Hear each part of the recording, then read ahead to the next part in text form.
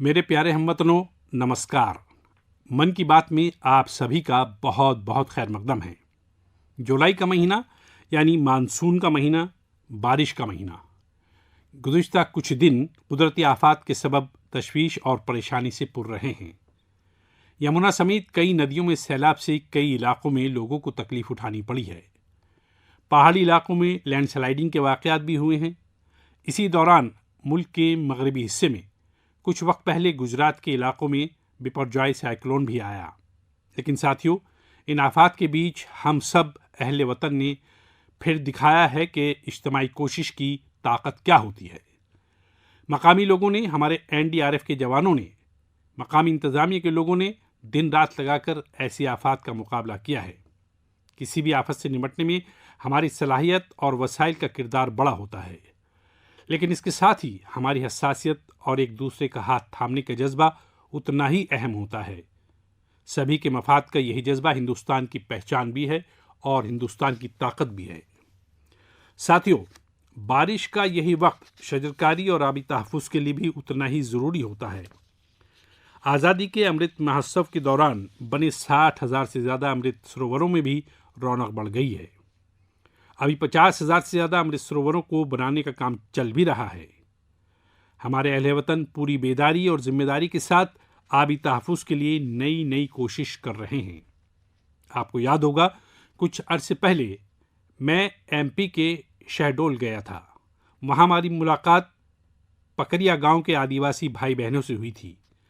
वहीं पर मेरी उनसे कुदरती और आबी तहफ़्फ़ुज़ को लेकर भी बात हुई थी। अभी मुझे पता चला है कि पकरिया गांव के आदिवासी भाई बहनों ने इसे लेकर काम भी शुरू कर दिया है। यहाँ इंतज़ामिया की मदद से लोगों ने करीब 100 कुओं को वाटर रिचार्ज सिस्टम में बदल दिया है। बारिश का पानी अब इन कुओं में जाता है और कुओं से पानी ज़मीन के अंदर चला जाता है। इससे इलाके में ज़ेरे ज़मीन आबी सतह भी धीरे धीरे बेहतर होगी। आप सभी गाँव वालों ने पूरे इलाके के करीब करीब 800 कुओं को रिचार्ज के लिए इस्तेमाल में लाने का हदफ तय किया है। ऐसी ही एक हौसला बख्श खबर यूपी से आई है। कुछ दिन पहले उत्तर प्रदेश में एक दिन में 30 करोड़ पेड़ लगाने का रिकॉर्ड बनाया गया है। इस मुहिम की शुरुआत रियासती हुकूमत ने की। इसे पूरा वहाँ के लोगों ने किया। ऐसी कोशिशें अवामी शराकतदारी के साथ साथ अवामी बेदारी की भी बड़ी मिसाल हैं। मैं चाहूँगा कि हम सब भी पेड़ लगाने और पानी बचाने की इन कोशिशों का हिस्सा बने। मेरे प्यारे हमवतनों, इस वक्त सावन का मुकद्दस महीना चल रहा है। सदाशिव महादेव की साधना आराधना के साथ ही सावन हरियाली और खुशियों से जुड़ा होता है। इसीलिए सावन की रूहानियत के साथ ही सकाफती नज़रिए से भी बहुत अहमियत रही है। सावन के झूले, सावन की मेहंदी, सावन की तकरीबात, यानी सावन का मतलब ही खुशी और जश्न होता है। साथियों, हमारे इस एतक़ाद और इन रिवायात का एक मतलब और भी है। हमारी ये तकरीबात और रिवायात हमें हरकत पजीर बनाते हैं। सावन में शिव आराधना के लिए कितने ही भगत कावड़ यात्रा पर निकलते हैं। सावन की वजह से इन दिनों 12 ज्योतिर्लिंगों में भी खूब श्रद्धालु पहुंच रहे हैं। आपको ये जानकर भी अच्छा लगेगा कि बनारस पहुंचने वाले लोगों की तादाद भी रिकॉर्ड तोड़ रही है। अब काशी में हर साल 10 करोड़ से भी ज़्यादा सयाह पहुंच रहे हैं। अयोध्या, मथुरा, उज्जैन जैसे तीर्थों पर आने वाले मुतक़िदीन की तादाद भी तेज़ी से बढ़ रही है। इससे लाखों गरीबों को रोज़गार मिल रहा है, उनका गुजर बसर हो रहा है। ये सब हमारी सकाफती अवामी बेदारी का नतीजा है। इसके दर्शन के लिए अब तो पूरी दुनिया से लोग हमारे तीर्थों में आ रहे हैं। मुझे ऐसे ही 2 अमेरिकन दोस्तों के बारे में पता चला है जो कैलिफोर्निया से यहाँ अमरनाथ यात्रा करने आए थे। इन गैर मुल्की मेहमानों ने अमरनाथ यात्रा से जुड़े स्वामी विवेकानंद के तजर्बात के बारे में कहीं सुना था। इससे उन्हें तरगीब मिली कि खुद भी अमरनाथ यात्रा करने आ गए। ये से भगवान भोलेनाथ का आशीर्वाद मानते हैं। यही हिंदुस्तान की खासियत है कि सबको अपनाता है, सबको कुछ न कुछ देता है। ऐसे एक फ्रेंच निजात खातून ने शार्लोट शोपिन। गुज़िश्ता दिनों जब मैं फ्रांस गया तो उनसे मेरी मुलाकात हुई थी। शार्लोट शोपिन एक योगा प्रैक्टिशनर हैं, योगा टीचर हैं और उनकी उम्र 100 साल से भी ज़्यादा है। वो सेंचुरी पार कर चुकी हैं। वो पिछले 40 साल से योग प्रैक्टिस कर रही हैं। वो अपनी सेहत और 100 साल की इस उम्र का सेहरा योग को ही देती हैं। वो दुनिया में भारत के योग साइंस और उसकी ताकत का एक खास चेहरा बन गई हैं। उनसे हर किसी को सीखना चाहिए। हम न सिर्फ अपनी विरासत का एतराफ़ करें बल्कि इसे जिम्मेदारी के साथ दुनिया के सामने भी पेश करें। और मुझे खुशी है कि ऐसी कोशिश इन दिनों उज्जैन में चल रही है। यहाँ मुल्क भर के 18 मुसव्विर पुरानों पर मबनी जाजिब नज़र तस्वीरी कहानियाँ बना रहे हैं। ये तस्वीरें बूंदी तर्ज, नाथद्वार तर्ज, पहाड़ी तर्ज और अपभ्रंश तर्ज जैसी कई मखसूस तर्ज में बनेंगी। इन्हें उज्जैन के त्रिवेणी म्यूजियम में नुमाइश के लिए रखा जाएगा। यानी कुछ वक्त बाद जब आप उज्जैन जाएंगे तो महाकाल महालोक के साथ साथ एक और दिव्य स्थान का आप दर्शन कर सकेंगे। साथियों, उज्जैन में बन रही इन पेंटिंग्स की बात करते हुए मुझे एक और अनोखी पेंटिंग की याद आ गई। ये पेंटिंग राजकोट के एक आर्टिस्ट प्रभात सिंह मोट भाई बरहाट जी ने बनाई थी। ये पेंटिंग छत्रपति वीर शिवाजी महाराज की जिंदगी के एक सायाक पर मबनी थी। आर्टिस्ट प्रभात भाई ने दिखाया था कि छत्रपति शिवाजी महाराज राज्याभिषेक के बाद अपनी कुल देवी तुलजा माता के दर्शन करने जा रहे थे, तो उस वक्त क्या माहौल था। अपनी रिवायत, अपनी विरासतों को जिंदा रखने के लिए हमें इन्हें तहफ़्फ़ुज़ फराहम करना होता है, इन्हें जीना होता है, इन्हें अगली नस्लों को सिखाना होता है। मुझे खुशी है कि आज इस सिमत में बेशुमार कोशिशें हो रही हैं।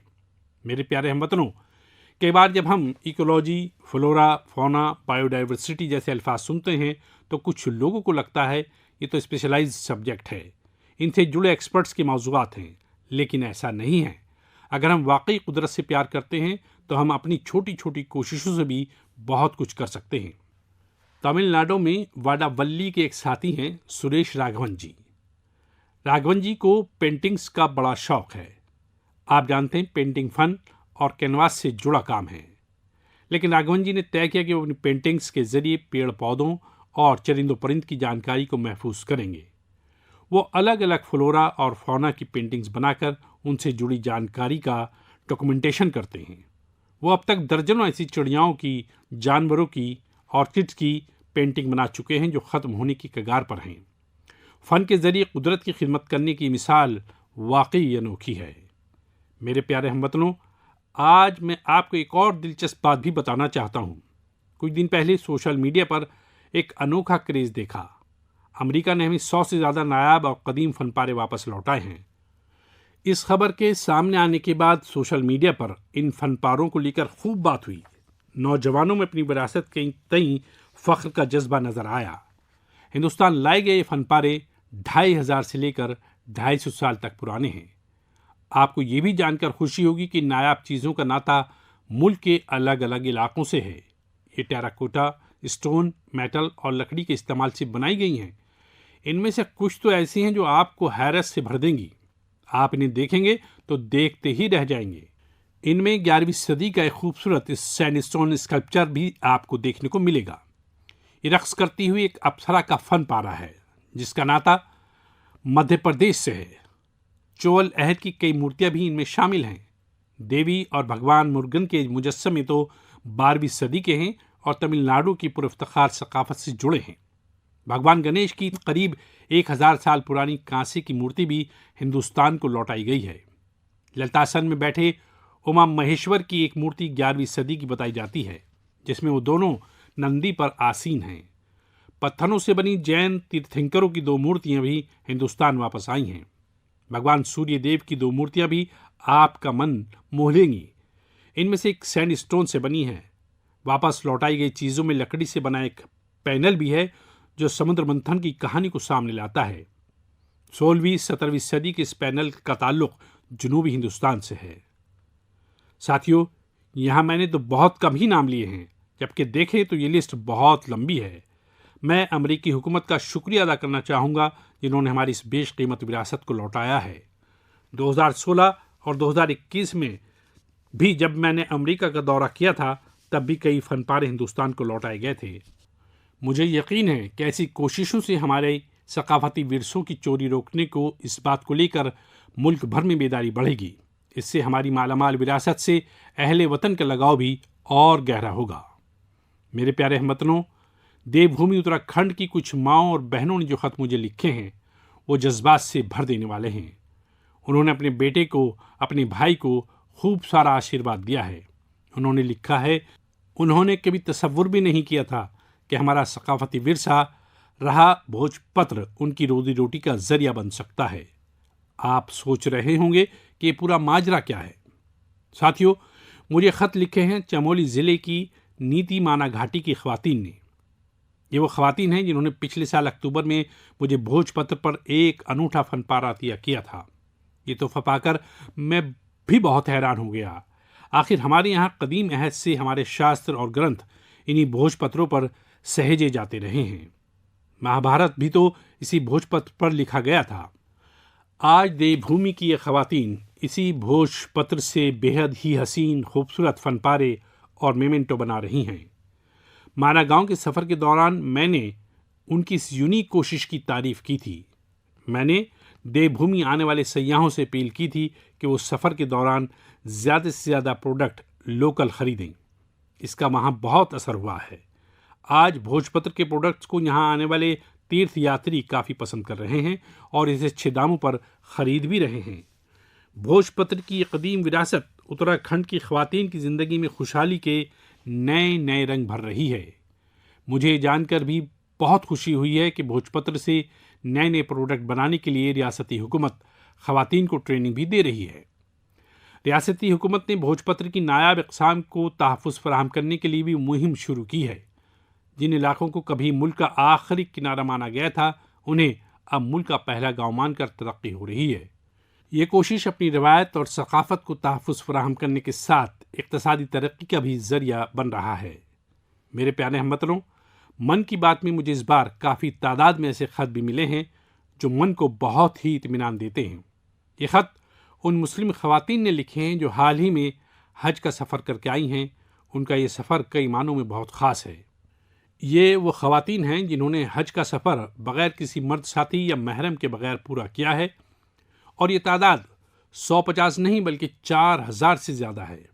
ये एक बड़ा बदलाव है। पहले मुस्लिम ख़वातीन को बिना महरम हज करने की इजाज़त नहीं थी। मैं मन की बात के ज़रिए सऊदी अरब की हुकूमत का भी दिल से शुक्रिया अदा करता हूँ। बिना महरम हज पर जा रही ख़वातीन के लिए ख़ास तौर पर वुमेन कोऑर्डिनेटर्स मुकर्रर की गई थी। साथियों, गुज़िश्ता कुछ बरसों में हज पॉलिसी में जो बदलाव किए गए हैं, उनकी भरपूर तारीफ़ हो रही है।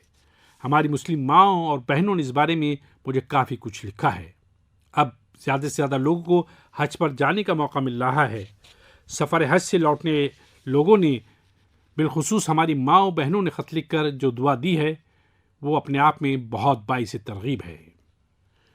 मेरे प्यारे हमवतनों, जम्मू कश्मीर में म्यूज़िकल नाइट्स हों, हाई एटीट्यूड्स में बाइक रैलीज़ हों, चंडीगढ़ के लोकल क्लब्स हों और पंजाब में ढेर सारे स्पोर्ट्स ग्रुप हों, ये सुनकर लगता है इंटरटेनमेंट की बात हो रही है, एडवेंचर की बात हो रही है। लेकिन बात कुछ और है।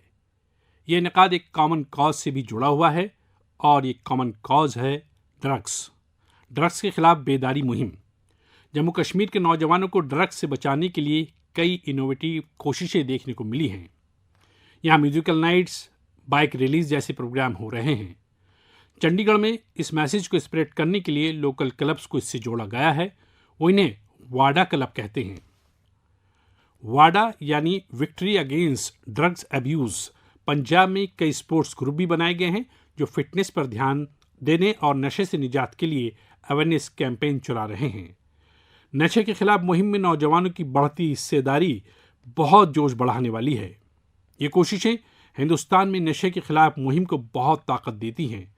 हमें मुल्क की आने वाली नस्लों को बचाना है तो इन्हें ड्रग्स से दूर रखना ही होगा।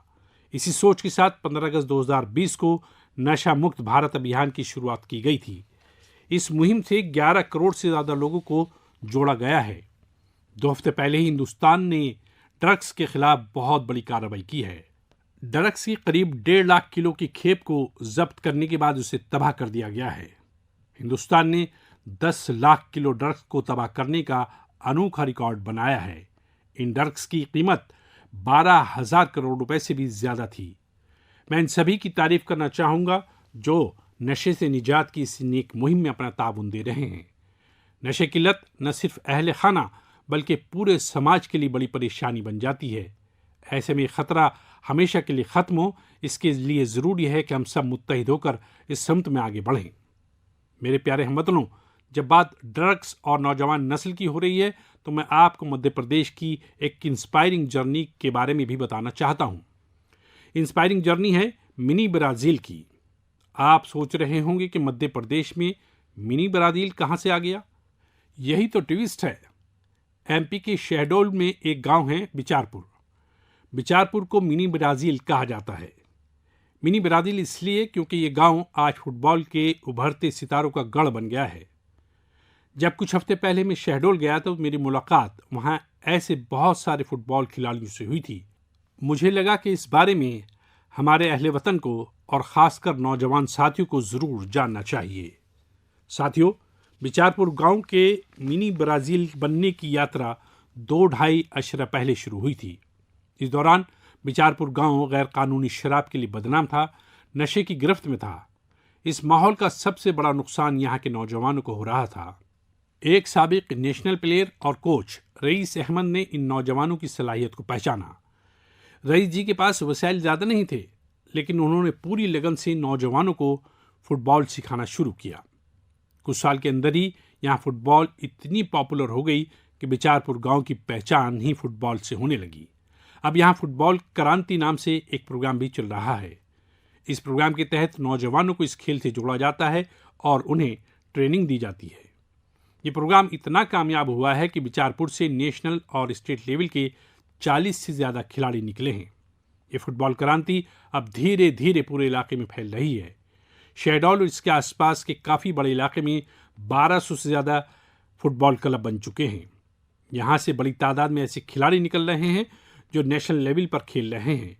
फुटबॉल के कई बड़े साबिक खिलाड़ी और कोच आज यहाँ नौजवानों को ट्रेनिंग दे रहे हैं। आप सोचिए, एक आदिवासी इलाका जो गैर कानूनी शराब के लिए जाना जाता था, नशे के लिए बदनाम था, वह मुल्क की फुटबॉल नर्सरी बन गया है। इसीलिए तो कहते हैं, जहाँ चाह वहाँ राह। हमारे मुल्क में सलाहियतों की कमी नहीं है, ज़रूरत है तो उन्हें तलाश करने की और तराशने की। इसके बाद यही नौजवान मुल्क का नाम रोशन भी करते हैं और मुल्क की तरक्की को समत भी देते हैं। मेरे प्यारे हमवतनों, आज़ादी के 75 साल पूरे होने के मौके पर हम सभी पूरे जोश से अमृत महोत्सव मना रहे हैं। अमृत महोत्सव के दौरान मुल्क में करीब 2 लाख प्रोग्रामों का इनेकाद किया गया। ये प्रोग्राम एक से बढ़कर एक रंगों से सजे थे, तनव्वुर से पुर थे। इन इनेकादों की एक खूबसूरती ये भी रही कि इनमें रिकॉर्ड तादाद में नौजवानों ने हिस्सा लिया। इस दौरान हमारे नौजवानों को मुल्क की अजीम हस्तियों के बारे में बहुत कुछ जानने को मिला। पहले कुछ महीनों की ही बात करें तो अवामी शराकतदारी से जुड़े कई दिलचस्प प्रोग्राम देखने को मिले। ऐसा ही एक प्रोग्राम था दिव्यांग मुसन्निफीन के लिए राइटर मीट्स का इनेकाद। इसमें रिकॉर्ड तादाद में लोगों की शराकतदारी देखी गई। वहीं आंध्र प्रदेश के तिरुपति में राष्ट्रीय संस्कृत सम्मेलन का इनेकाद हुआ। हम सभी जानते हैं कि हमारी तारीख में कलम की, फोर्ट्स की कितनी अहमियत रही है। इसी को दिखाने वाली एक कैंपेन किले और कहानियाँ यानी फोर्ट से जुड़ी कहानियाँ भी लोगों को खूब पसंद आईं। साथियों, आज जब मुल्क में चारों तरफ अमृत महोत्सव की गूंज है, 15 अगस्त पास ही है, तो मुल्क में एक और बड़ी मुहिम की शुरुआत होने जा रही है। शहीद बहादुरों को एजाज़ देने के लिए मेरी माटी मेरा देश मुहिम शुरू होगी। इसके तहत मुल्क भर में हमारे शहीदों की याद में मुतादिद प्रोग्राम मुनक्किद होंगे। इन हस्तियों की याद में मुल्क की लाखों ग्राम पंचायतों में खुसूसी कस्बे भी लगाए जाएंगे। इस मुहिम के तहत मुल्क भर में अमृत कलश यात्रा भी निकाली जाएगी। मुल्क के गांव-गांव से, कोने कोने से 7500 कलशों में मिट्टी लेकर ये अमृत कलश यात्रा मुल्क की राजधानी दिल्ली पहुंचेगी। ये यात्रा अपने साथ मुल्क के अलग अलग हिस्सों से पौधे लेकर भी आएगी। 7500 कलश में आई मिट्टी और पौधों से मिलाकर फिर नेशनल वार मेमोरियल के पास अमृत वाटिका की तामीर की जाएगी। ये अमृत वाटिका एक भारत श्रेष्ठ भारत की भी बहुत ही शानदार अलामत बनेगी। मैंने पिछले साल लाल किले से अगले 25 साल के अमृत अहद के लिए पंचप्राण की बात की थी। मेरी माटी मेरा देश मुहिम में हिस्सा लेकर हम इन पंच प्राणों को पूरा करने का हलफ भी लेंगे।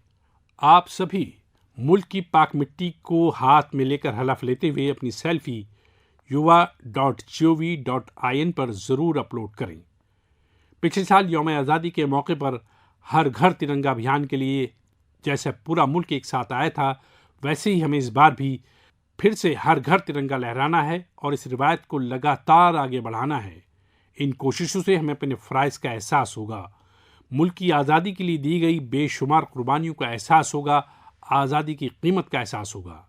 इसलिए हर अहले वतन को इन कोशिशों से ज़रूर जुड़ना चाहिए। मेरे प्यारे हमवतनों, मन की बात में आज बस इतना ही। अब कुछ ही दिनों में हम 15 अगस्त आज़ादी के उस अजीम शान जश्न का हिस्सा बनेंगे। मुल्क की आज़ादी के लिए मर मिटने वालों को हमेशा याद रखना है। हमें उनके ख्वाबों को सच करने के लिए दिन रात मेहनत करनी है और मन की बात अहले वतन की इसी मेहनत को, उनकी इज्तिमाई कोशिशों को सामने लाने का ही एक ज़रिया है। अगली बार कुछ नए मौज़ूआत के साथ आपसे मुलाकात होगी।